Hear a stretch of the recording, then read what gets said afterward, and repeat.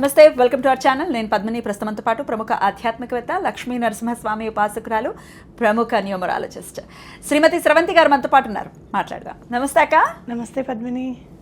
మందుకు బానిస అయినటువంటి వ్యక్తి, మగవాడు ఎవరైతే ఉన్నాడో డెఫినెట్గా యావత్ కుటుంబానికి నరకం చూపిస్తాడనటంలో ఎటువంటి అతిశక్తి లేదు. కుటుంబానికి ఒక్కదానికేనా? కుటుంబానికి ఒక్కదానికే. Yeah, I got your point. సమాజానికి కూడా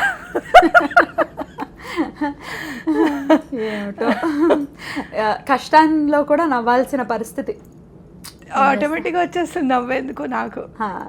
అంటే భగవంతుడికి తెలుసు కదా, ఆయన చూస్తాడులే అని అనుకుంటాను అనమాట.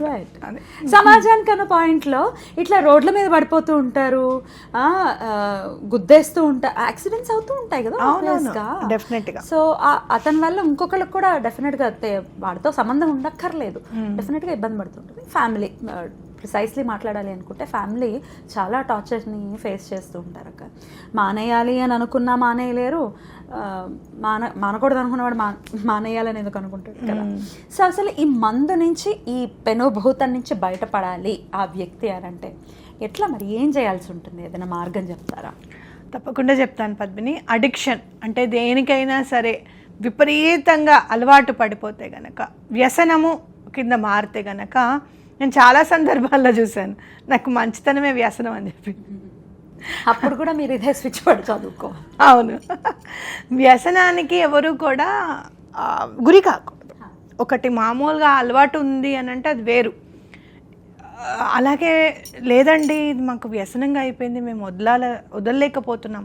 చాలా సందర్భాల్లో భార్యలతో భర్తలు చెప్పిన సందర్భాలు ఎన్నో ఉన్నాయి. భార్య వచ్చి చెప్తారు, అమ్మ తాగనప్పుడు అంటారు, అసలు నేను ఎందుకు తాగుతున్నానో నాకు అర్థం కావట్లేదు, నేను వద్దనే అనుకుంటాను, ఆ టైంకి నేను వెళ్ళిపోతున్నాను అని అంటారనమాట.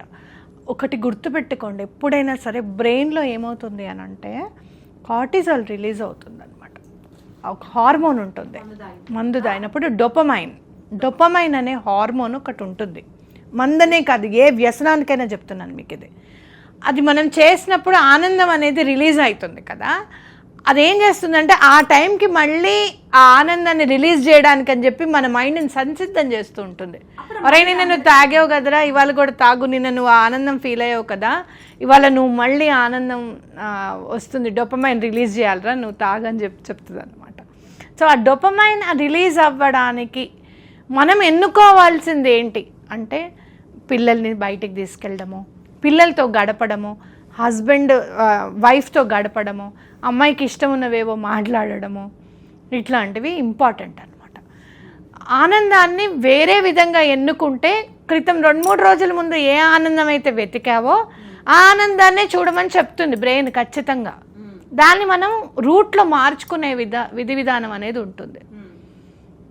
ఇంకా నెక్స్ట్ పెళ్ళాల జోలికి వస్తే కనుక, తాగుతున్నప్పుడు తాగిన తర్వాత తిడతారు చూసావు, నువ్వు దిగిన తర్వాత తిడుతుంటారు అన్నట్టు, నువ్వు ఇలానే చేస్తావు, నువ్వు ఇలానే అయిపోతావు, నా జీవితం అంతా నాశనం అయిపోయింది, నేను అనవసరంగా చేసుకున్నాను, నేను బలాన వాళ్ళ మాటలు వినే మీరు తాగుడు మానేస్తారా, మా మాటలు విని తాగుడు మానరా, ఎవరు చెప్తే మీకు ఎక్కుతుంది మైండ్కి, మేము చెప్తే మీకు ఎక్కదా, స్క్రిప్ట్ ఇది అవునా కాదా, ఇలాంటివన్నీ పెయిన్ అంటారు కదా.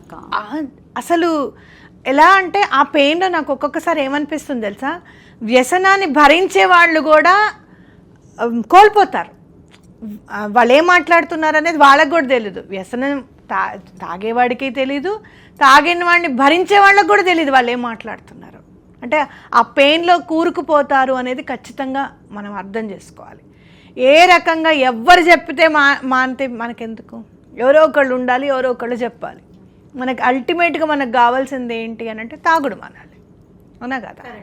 కాబట్టి ఇంకొకటి ఖచ్చితంగా నేను చెప్తున్నా, పిల్లలు ఉన్న వాళ్ళు మాత్రం ఎటువంటి పరిస్థితుల్లోనూ జోలికి వెళ్ళకూడదు. ఎందుకు అని అంటే కనుక, మనం చూసి తండ్రి పిల్లలకి హీరో. నేను చెప్తాను కదా, పిల్లలు నా దగ్గరికి వచ్చినప్పుడు రియల్ హీరోస్ని కాదు, రియల్ హీరో మీ నాన్న అని చెప్తాను. మరి అలాంటప్పుడు వాళ్ళనే కదా మనం ఫాలో అవుతాం కదా ఖచ్చితంగా. కాబట్టి మంచి తొందరగా ఫాలో అవ్వరు, చెడుని మాత్రం ఫాలో అయిపోతాం పిల్లలు, అవునా కదా.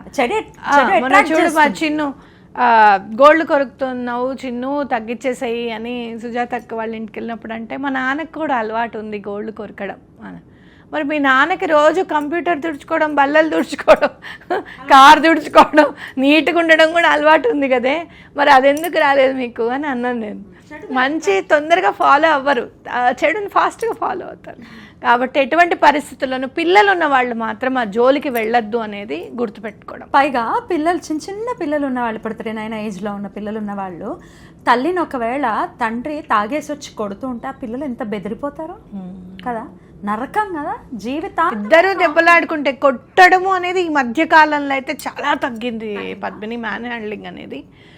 మరి నిజంగా అది చెప్పాలి అని అంటే మేబీ కొంచెం చట్టం కూడా కొంచెం సీరియస్నెస్గా ఉంది కాబట్టి కొట్టడము అనేది చాలా తగ్గింది. కానీ తాగొచ్చినప్పుడు దెబ్బలాడుకుంటారు చూసావు, ఆ దెబ్బలాట అనేది పిల్లలు వినకూడదు. మానసికంగా చాలా ఇబ్బంది పడతారు. భయపడతారు. ఎందుకు భయపడరు చెప్పరు. ఇప్పుడు గట్టిగా మాట్లాడుతుంటే తప్పు చేసినప్పుడు అమ్మ ఇట్లా రియాక్ట్ అవుతుందా అని అంటే ఆ తప్పుని దాయడానికే ప్రయత్నం చేస్తారు కదా, అవునా కాదా? కాబట్టి ఎటువంటి పరిస్థితుల్లోనూ అది మానేయాలి అనుకోవడం ఇంపార్టెంట్. మరి మానేయాలి అనుకునే వాళ్ళు, లేకపోతే మనిషి మారాలి అనుకునే కుటుంబ సభ్యులు అనుకుంటే ఎట్లా, మరి ఏం చేయాలక్క? మీరు హిందూ సాంప్రదాయంలో ఉంటే కనుక ఆంజనేయ స్వామి పర్ఫెక్ట్ దేవుడు ఈ అడిక్షన్ మానేయాలి అని అంటే. ఎంత పర్ఫెక్ట్ అంటే నేను నా కళ్ళారా నేను చూశాను, నా ఖచ్చితమైన నమ్మకం అది ఉంటే, ఆయన మీ దగ్గర ఉంటే ఎటువంటి పరిస్థితుల్లోనూ మీరు తాగరు అనేది నా గట్టి నమ్మకం. ఎట్లా ఆరాధన చేయాలి? మీరు చక్కగా ఆంజనేయస్వామిది ఏదైనా మెళ్ళో కానివ్వండి, లేకపోతే ఒక కడియం రూపంలో కానివ్వండి వేసుకోండి, అది ఏమన్నా కానివ్వండి, కాపర్ది కానివ్వండి, వెండిది కానివ్వండి, మీ ఇష్టం వేసుకోండి. అలాగే ఆరాధన ఒక 41 days మీరన్నా చేయండి, లేదు అంటే కనుక మీ వారినన్నా చేయమని చెప్పండి.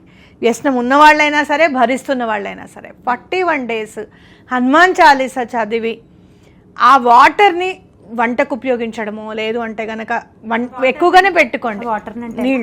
నీళ్ళు ఒక గాజు దాంట్లోకి తీసుకుంటే చాలా మంచిది. గాజు గ్లాసులో కానీ గాజు బాటిల్లో పారదర్శకత అనేది ఉంటుంది. నేను ఇంకోటి కూడా చెప్తున్నా, ఇవాళ నేను గాజు బాటిల్స్ కొనుక్కున్నాం చెన్నై నుంచి వచ్చినప్పుడు, బాగున్నాయని. ప్లాస్టిక్ బాటిల్లో వాటర్ కింద గాజు దాంట్లో వాటర్కి చాలా తేడా ఉంది, టేస్ట్ రుచిలో చాలా తేడా ఉంది. నాకు భలే రుచిగా అనిపించాయి గాజు వాటర్.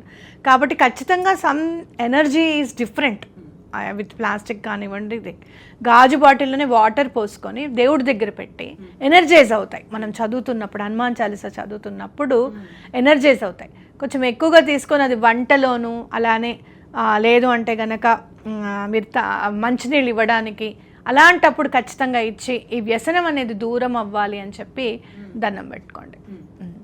హనుమాన్ చాలీసా ఒక్కసారి ఎన్నిసార్లు? 3 సార్లు చదవండి. మినిమం 3 times చదివితే ఆ ఎనర్జీ బాగా అందుతుంది. వెంటనే వాటర్ని యూజ్ చేసుకోండి.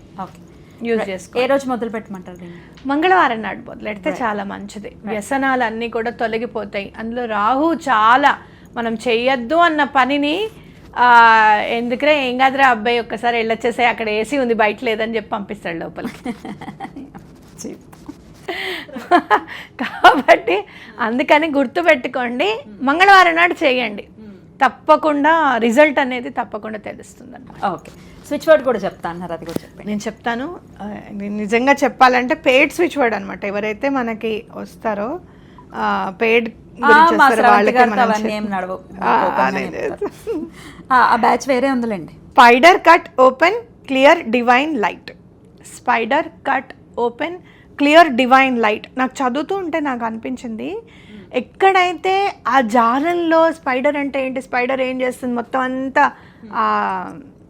అల్లుకుంటూ ఉంటుంది కదా వలలో, ఆ వలలో చిక్కిన వాళ్ళని కట్ చేసి ఓపెన్ చేసేసి, ఆ వలను ఓపెన్ చేసేసి క్లియర్ డివైన్ లైట్ అందేలాగా చూడు అని చెప్పి మనము యూనివర్స్కి దండం పెట్టుకుంటున్నాం అనమాట. ఇంకా అంతకుమించి ఇంకేం కావాలి? అంతే, అవునా కాదా? ఆ వాళ్ళ నుంచి మనం బయటకు వచ్చేయాలి. అలానే ఆ డివైన్ లైట్ అనేది మనం చూడాలి. ఇది కనుక మీ పిల్లలు కనుక మొబైల్ పట్టుకొని అడిక్షన్ ఉంటే కూడా అది కూడా మిమ్మల్ని తప్పకుండా పిల్లల్ని కూడా దూరం చేస్తుంది అడిక్షన్ నుంచి అని చెప్పుకోవచ్చు. అమేజింగ్ అక్క, డెఫినెట్గా ఇది చాలా బాగా ఉపయోగపడుతుంది ఈ సమస్యతో. ఎన్నో కుటుంబాలు చాలా ఇబ్బంది పడుతూ ఉన్నాయి కాబట్టి వాటి నుంచి అందరూ బయటపడాలి, ప్రశాంతవంతమైన జీవితం, ముందు వాళ్ళ ఆరోగ్యం బాగుపడుతుంది, మానసికంగా పక్కన ఉన్న వాళ్ళు బాగుంటారు. అలా బాగుండాలని మనస్ఫూర్తిగా కోరుకుంటూ ఆంజనేయుడి గురించి వినడం చాలా సంతోషంగా అనిపించింది. ఇవాళ ఆంజనేయ స్వామే చెప్పించారు అనేది ఖచ్చితంగా నమ్ముతున్నాను నేను. ఖచ్చితంగా. కృతజ్ఞతలుగా నమస్తే. జై శ్రీరామ్. జై శ్రీరామ్.